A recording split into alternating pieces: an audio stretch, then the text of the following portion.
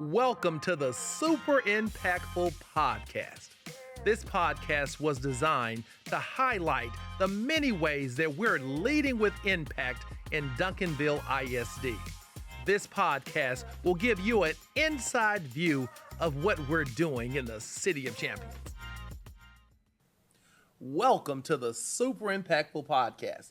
Well, this is the month of March, and as I thought about who would I have for the guest this month, I decided that it would only be appropriate that we celebrate a phenomenal woman during this Women's History Month. So when you think about phenomenal women and when you think about Duncanville, one person clearly comes to mind, and that's the incredible Flo Judd. Miss Judd, welcome to the Super Impactful Podcast. Thank you.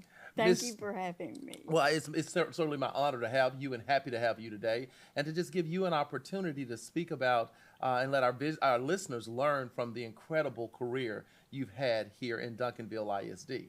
So just tell me a bit about the roles and the positions that you've held in Duncanville. Well, I came to Duncanville as an English teacher. Mm-hmm. I taught English for about 12 years. I had been in 6 schools prior to coming. I had 6 years prior to coming here. So when I came to Duncanville in the middle of a divorce, 2 small children, no job, I was lucky enough to be hired by Duncanville ISD in late October. That was 1977. Okay. And so the principal hired me, and he said, now, the only job I have, I'm not sure you want. I said, I'll take anything. I have to feed my children. Right.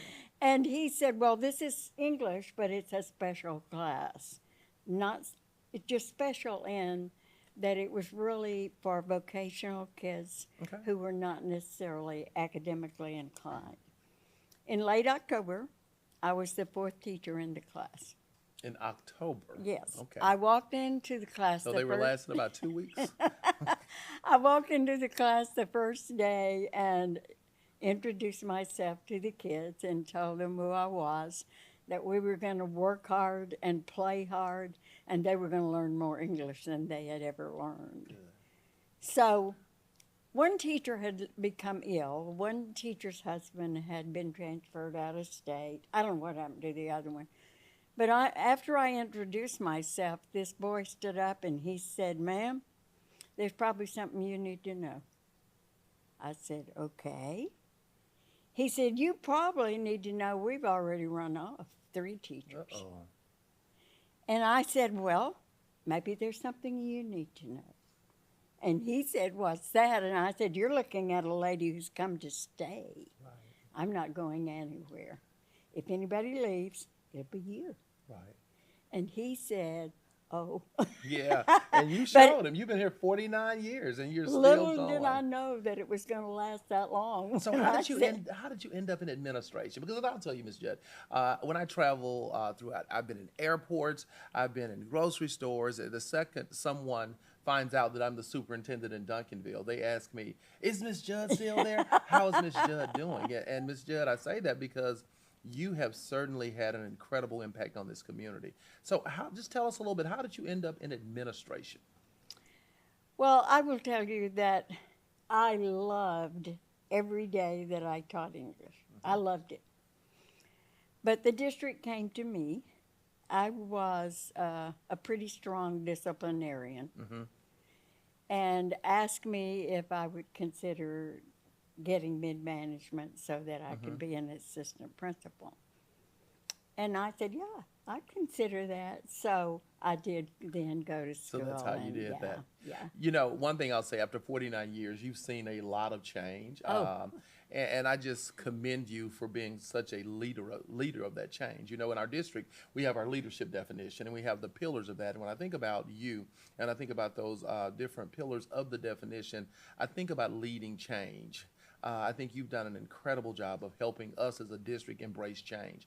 Talk to me a little bit, though, about, you know, you may want to go from mid-career to today. You may want to go from beginning of career, but just tell us about the change and how you've been such a powerful force in that change being positive. Well, Dr. Goree, as far as leadership and leadership for change. I hope that everything that I have done in this district has been based on valuing people. Okay, so valuing people. Okay, okay. I truly believe in my heart that my job is to support every aspect of this school and every teacher, every child, every parent, in order that we all together can give our kids the very best we can give them. Right.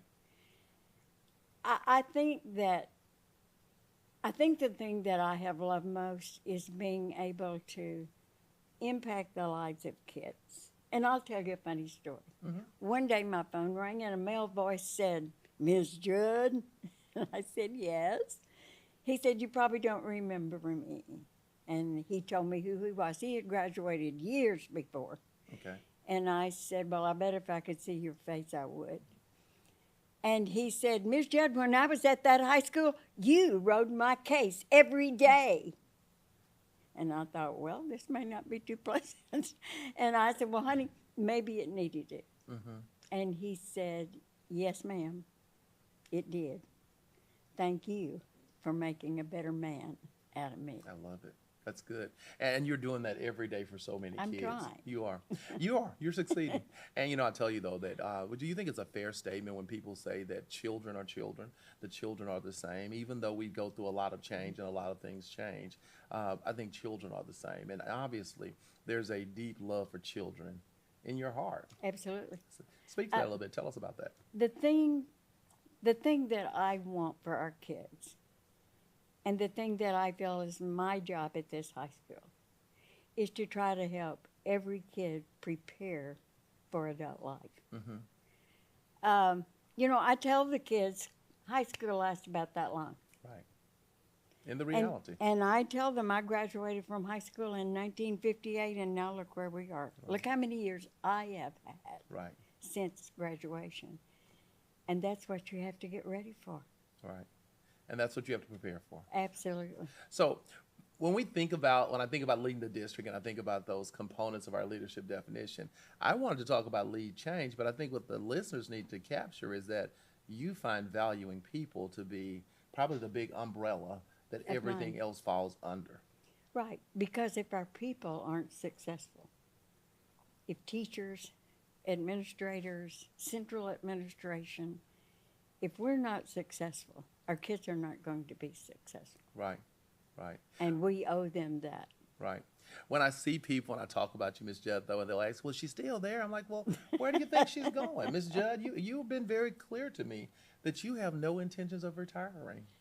You love what you're doing. I do love what I'm doing. I don't know what I would do with my life without Duncanville High School. Well, and you don't have to find out. But I have told you before, next year will be 50 years. That'll be 50. And I hope that I can be the only person who's ever worked for this district for 50 years, right. Because I want to give back for 50 years what this district has given to me. I love it. That leads to my next question. What motivates you every day to continue? Because obviously, if you chose to retire, you would have a very comfortable life because of the number of years that you've invested. But what motivates you to get up every day and to continue to come here and be so productive? I think it all goes back to my parents. I grew up way out in the country. My parents had incredible work ethic, incredible. Right, my father had an 8th grade education, and he put 5 girls through college. Wow. I love work. I don't sit still very much. That's not who I am. And as long as I can be productive, then that's what I want to be doing. You are productive. So what do you want your legacy to be? 25, 50 more years from now, when they talk about the longest serving employee in the district was this lady named Miss Judd, what do you want that legacy to be? I would like for people to remember she cared about kids. Any teacher who is worth his or her salt can tell you stories all day long about what has come back. I wish I had kept a journal. Right, right. But I received an email one day from a young woman who's getting her doctorate in English, who had been in my 10th grade English class. And she said, Miss Judd, tomorrow I'm getting my doctorate in English. And I want you to know that you're a large part of that doctorate. One man bumped into my basket at Tom Thumb and said, Miss Judd, I've been meaning to come see you. And I said, come on. And he said, I need to thank you. I said, what do you have to thank me for? And he said, when I was in your English class, you used to read short stories to us. And I was a soccer player. I was stud. I couldn't let anybody know how much I liked it. I love But it. he said, because you did that, I read to my own children every day. Oh. One young woman came to see me after school one day with 3 little girls, and she said, Miss Judd, do you have a minute? And I said, always. And she said, I wanted you to see my children. And I said, well, they're beautiful. And she said, Miss Judd, I need to thank you. And I said, for what? And she said, when I was in your English class, you always made me feel special. She was a very quiet girl that you would never have known was there. I would like for people to remember she cared about kids. Sometimes throughout the years, the kids have thought I was too hard on them. Because I firmly believe in my heart, if we don't teach kids that everybody has to follow rules, I don't care who they Absolutely. are, what their job is, how old they are, we failed them. Right. My goal is for them to leave us and to be able to have happy, healthy, successful, productive lives. Right, right. And I just want to reiterate, Ms. Judd, I think, and that's something that every conversation with you reiterates, is the importance of creating good people, good citizens, and following rules are important, because you can know all the algebra and geometry you want to. Right. If you can't follow simple rules, life's going to be tough for you. And you know, every child may not remember how to solve an algebraic equation Right. or what the causes of World War I were, but they're going to remember how people treated them and what their feelings were. Right, right. Well, Ms. Judd, we are so honored to have you as a leader in our school district at Duncanville High School. Ms. Judd, anytime I'm here, you are the hardest working associate principal that I see. You're working really hard, and all of you work hard for sure, but you're certainly working hard, and we appreciate you.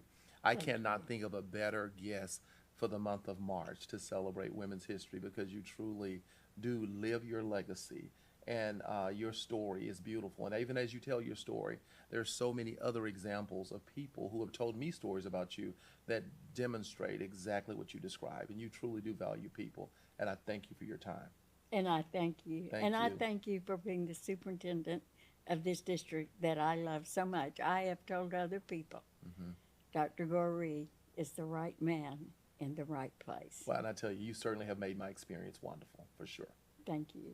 And I'd like to thank our listeners for tuning in today to our Super Impactful Podcast. This is the podcast where we celebrate those who lead with impact and create championship experiences every day in the City of Champions. Thank you.